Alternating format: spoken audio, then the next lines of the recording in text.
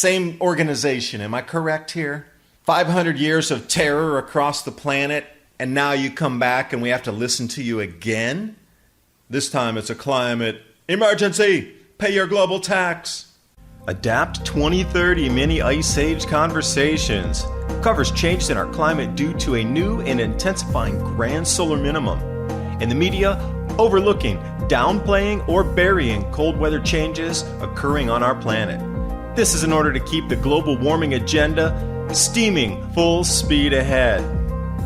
I do this podcast and radio program because we need to begin conversations on how to adapt our food growing strategies long before 2030 as agricultural zones shift, affecting global crop output, but very few mainstream media outlets are talking about the most important issue of our time: cold weather crop losses. Our sun is going through a 400-year cycle, which has effects on our weather patterns as our magnetosphere weakens and the jet streams go out of flow. It's not CO2, it's not you, it's the sun. Are you ready to thrive in the grand solar minimum? Then join me for Mini Ice Age Conversations. I'm your host, David DuByne. Glacier National Park. Now, you heard the story or saw the story last year.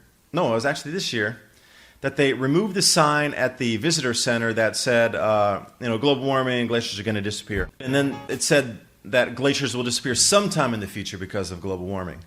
But the way it was phrased before, the before and after pictures, like, happening now, look at the disappearing glaciers, global warming, global. But then the glaciers started to grow again, and they were increasing, like 7 feet a year for 2 years, coming toward the visitor center. So they had to remove the signs right at the visitor center. Well, now the National Park Service has removed all glaciers gone by 2020 signs at Glacier National Park. But the signs were saying that all the glaciers will be gone by 2020. Be scared. I guess that wasn't enough, because the computer model projections from the early 2000s have been catastrophically inaccurate. Is that a good description there? I could have said wrong, but I think that's not really punch home enough there. Why don't we say catastrophically inaccurate? I think that's a better descriptor. So now what people were running around doing was taking a bunch of before and after photos of all the signs in Glacier National Park and then posting them online like, look, this glacier grew too.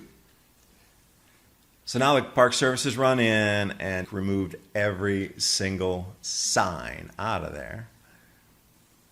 Well, I'm glad my tax dollars are working for the National Park Service to print new signs, because, I think that's money well spent to brainwash the public to now just move that to 2030. Do I get a refund for the 2020 sign? What about all the hours we're paying for overtime and Park Service and upkeep and everything to put these signs in place? I want a refund for my misused tax dollar to print those signs in the first place. And I want access to all these reports that are using my tax money behind paywalls at government-funded institutions that are using government funds to produce reports that I have no access to, but I'm paying tax dollars for these researchers to do their research. I want access to that. If I'm paying my taxes, I should get access to that, period. Oh no, it's behind a firewall. Oh no, only others in the peer-reviewed world can see it. Why? What are they hiding? Why do they only allow other thesis researchers to view the material? Why can't I be just a regular guy that researches and says, hey, I want to see what you guys are doing? You're spending all this time and money to prove a point that's a never-ending point in the media. It never stops. It's like a never-ending drone, like global warming, global warming. Oh, call it extremes. Oh, global warming, global warming. Oh, it's climate change. Global warming, global warming. I've said this before in the beginning of the channel, and I'll say it again. About 1 year before we don't have enough food to feed everybody, where there's going to be riots in cities because of food pricing and food unavailability for the bottom 10 to 15% of earners on the planet. They're going to purposely implode the financial system to A, lock everybody down, and that will include people with money like myself or you that are listening, where you'll be able to pick up and move to Nicaragua. You'll be able to sell everything you own and get down to Indonesia or wherever you want to go, Costa Rica or, Tunisia, whatever you're thinking. Hey, by the way, Tunisia would be a great spot to be. Increasing rainfall, increasing crop production, really warm weather, long growth seasons. Morocco's another good one too. Mauritania would be another one that's following similar patterns. We could sell stuff, get the money because we have stuff, and then go move our whole families or move our existences over to different countries. But if you lock down a total financial system, you won't be able to sell your house, you won't be able to transit your house, or the money from your house, you sure won't be able to get all your money out of your bank, and you won't be able to sell all your stocks to get the full value and then run to another country. And this is what I'm talking about, locking down the planet. So what they're going to do is purposely implode the economy, and wherever you are is pretty much where you're stuck for the duration of this grand solar minimum, unless you are incredibly liquid and you have crypto and metals. And that's not financial advice, that's just like common sense. Diversify out of the banking system and the traditional equities. They're talking about exchanges going down, and when I said exchange, I'm talking about, like, I'm not going to mention any by name because that might get me some legal trouble because they haven't gone down yet, but they were talking about exchanges failing. Now, when an exchange fails, you're going to get logged out of your account unless you have those physical paper stock certificates prove you own it. You can't get back in your account, can you? How can you prove you own it? Even if you sell it and there's cash in your account and the exchange goes under, great, it might come back in a couple of years. I mean, there'll probably be some SEC investigation. You probably get your money back 3-4 years later or something, but it'll have devalued greatly by then to the point where that was the purpose. That's it. That's the goal. And reset the system and lock everybody down under the guise of, oh, we didn't know what was happening. At this point, if it fails again, every central banker and all central banks should be instantly nullified because they did nothing good. And if they want to bring central banking back again, I say tar and feather them and send them running in the streets. And speaking of cycles, my new book with my co-author Bill Porter, Climate Revolution, a must-read for understanding our sun-driven climate. As we progress deeper into this new Eddy grand solar minimum, weather extremes leading to global food scarcity and higher food prices are here now. This book describes the expected changes, how to survive and thrive during future challenging times, and also practical preparations. The entire book is interactive with over 250 links. You can click and go out to the scientific aspect of what we're talking about with the repeating cycles in this grand solar minimum. The science is explained so you understand the mechanisms. The solutions are there because we know we're going to face these exact same problems again that were faced in the Maunder minimum, the Sporer minimum, the Wolf minimum. Find designs for building greenhouses, grow guides, beam soil techniques, as well as bioreactors to create your own growth hormones for the soil. Available now, the new Adapt 2030 Climate Revolution. The link's in the description box below.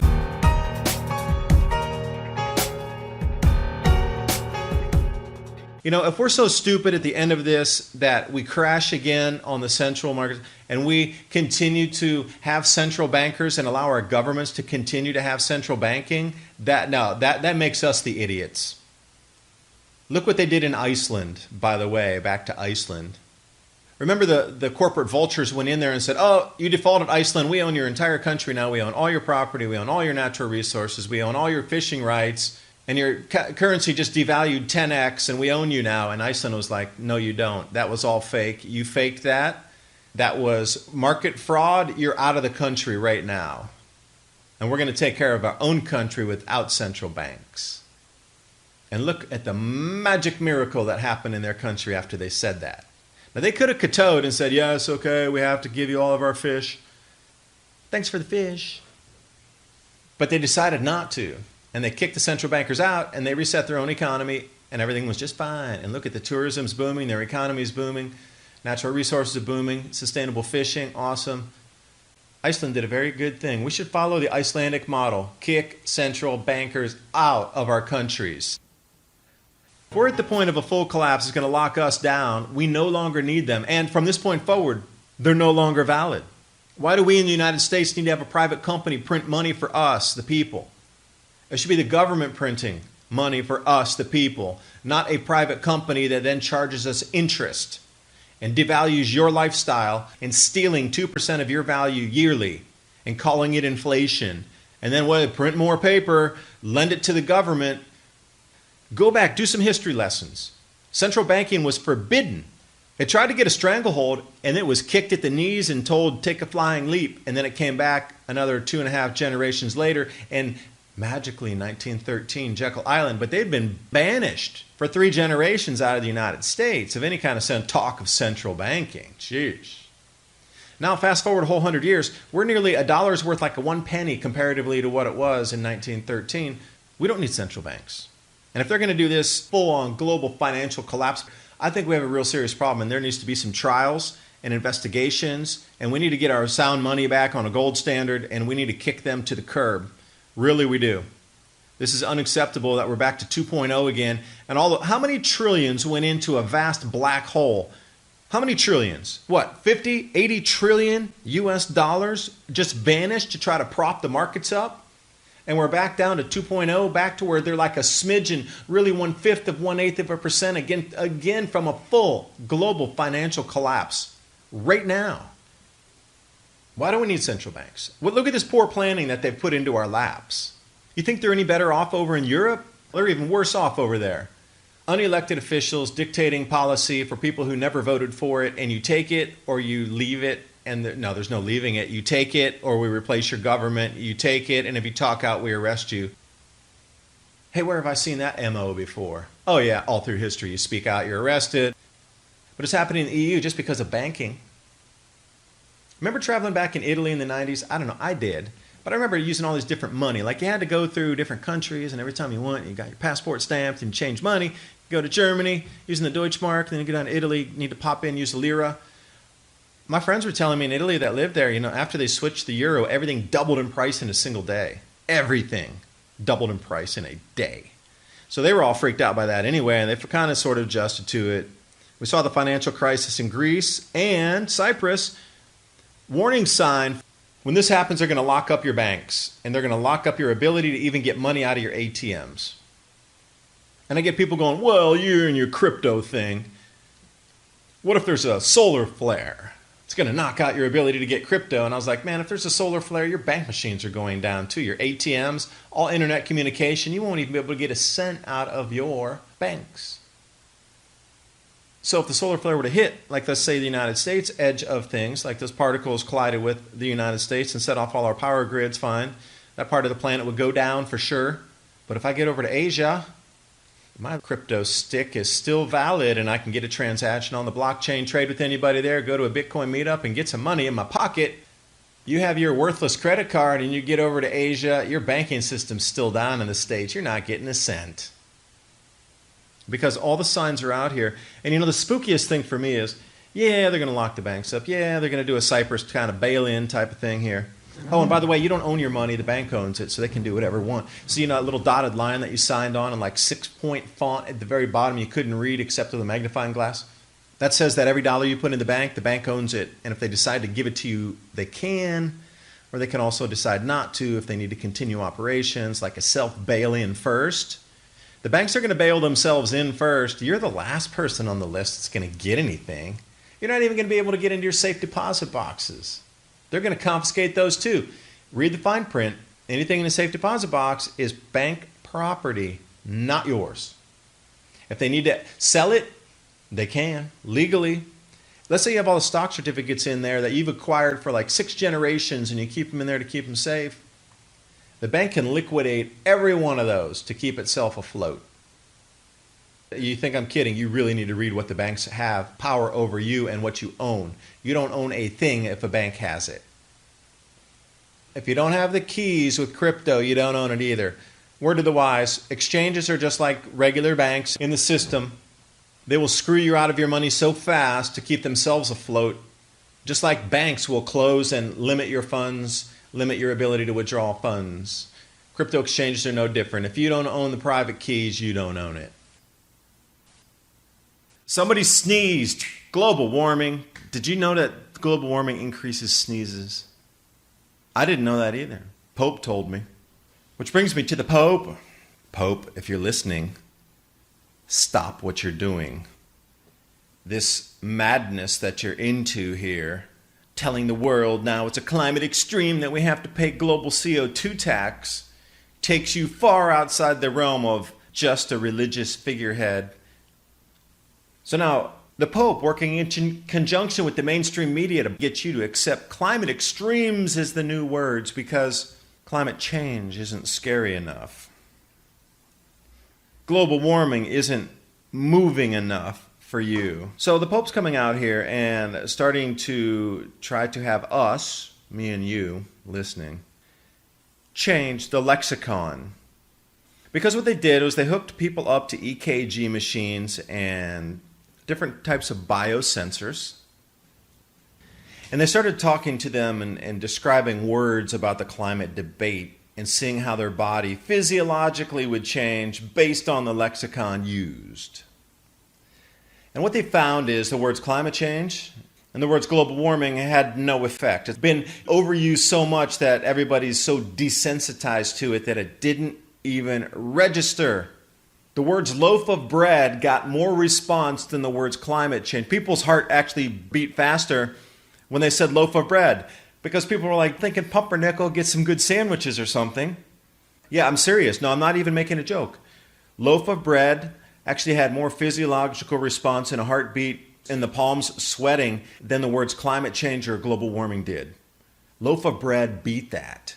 So this was the whole thing. They were trying to use different words to get the response. So then they ran through a category of words, of just regular words. Home, loaf of bread, dog, cat, these kind of simple words to see what the response was. And then they started throwing in all these other words. So what the Pope has done is come together with the mainstream media to say, climate change wasn't scary enough, didn't work. We need to change it to climate extremes because they found that this actually had a really big effect on people. Climate emergency. Oh, they got spikes in people's heart rate and their palms, the sweatiness of their palms increased dramatically when they used the word climate emergency. So now what we're finding, and I looked this up, I kid you not, it's almost like we're in a Twilight Zone episode, but it's not. And that's what's scarier than being in a Twilight Zone episode. Climate emergency. Now watch the use of this phrase to come out big across the media now. Climate extremes were not, it didn't make sense to people, you know, because they couldn't phrase it enough. Like, is it climate extremeology, or is it climate extremism, or is it climate extremes? The way people would perceive it written in a sentence was different than global warming. Just the way you write is different. Climate emergency was the easiest to say, the easiest to write. You didn't have to change anything in it in the way it was used grammatically. And so all reporters can use this across all news publications globally. It translates the same in umpteen languages, and it has the same physiological effect in English or Spanish. So the new words, climate emergency, is what they're going to move to. So I'm giving you a forewarning here, so look for it. Now, when you see it in the news, just laugh and snicker and go, lab experiment to see which words worked best with the Pope's blessing. And the Pope, now, dude, really? You're coming saying that we need a global tax for carbon? Wasn't it your institution that also instituted a tithe that if you didn't pay, they burned you? Same organization, am I correct here? 500 years of terror across the planet, and now you come back and we have to listen to you again? This time it's a climate emergency. Pay your global tax. I'm not paying a global tax. I refuse to. As a sentient, conscious thinker on this planet of free will, I refuse to pay a global tax. And I think it is heresy that you are telling us as a religious figure in the Vatican that we need to get now involved in economics and pay a global tax. Don't forget your history, Pope. And you have the audacity to lecture us about destroying the planet. How many cultures did the Catholic Church destroy over the last 500 years? How many relics from history did the Catholic Church destroy because it didn't fit the narrative? Or wait, did you actually box those up and put them in the Vatican in the secret library that we don't have access to? But you know the cycles.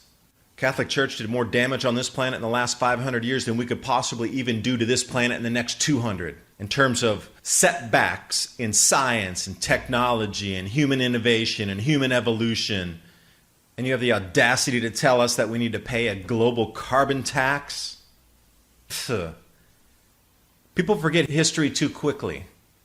How much carbon was emitted when the Catholic Church burned all those villages and burned the cities? That all added to everything too.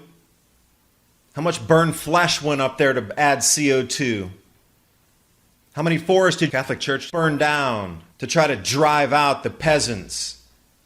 The people that you thought were warlocks? The people who were studying natural medicine? Catholic Church burned entire forests just to get them out of there. How much CO2 did the Catholic Church put in the air during that time? It didn't come back out, it just added to the whole. How many burned farm fields to starve everybody and pillage, siege? How many burned cities, burned ships? How much CO2 did that put in the air?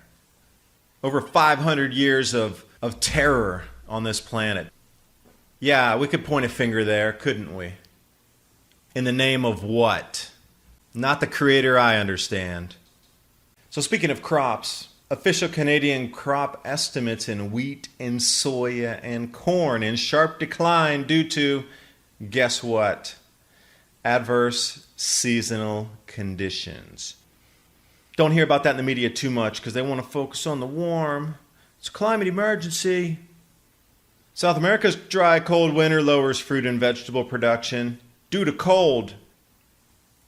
So I'd like to talk about Australia and New Zealand in a little bit. And the stratospheric warming event, it's laughable that they would say that CO2 is the cause of stratospheric warming. Although the event occurs 50 miles above the Earth. And they're saying that CO2 is to blame for something that occurs 50 miles above the Earth's surface. Now, the CO2's, the origination point is right here on the surface of the Earth. So even if you go to, say, 100,000 feet, the amount of actual gas up at that height is just so minimal anyway. I don't know how CO2, which is only 0.04% of the atmosphere, when you get up to that point in the sky, I mean, the dilution effect would be like 400 millionths of 1%, because there's so little atmosphere up that high anyway. Go up 200,000 feet and see what's up there. It sure is not a lot of CO2. And of course they have to blame it on CO2. Well, CO2 is causing the stratospheric warming. Didn't you know? You didn't get the climate emergency memo from the Pope. Dude.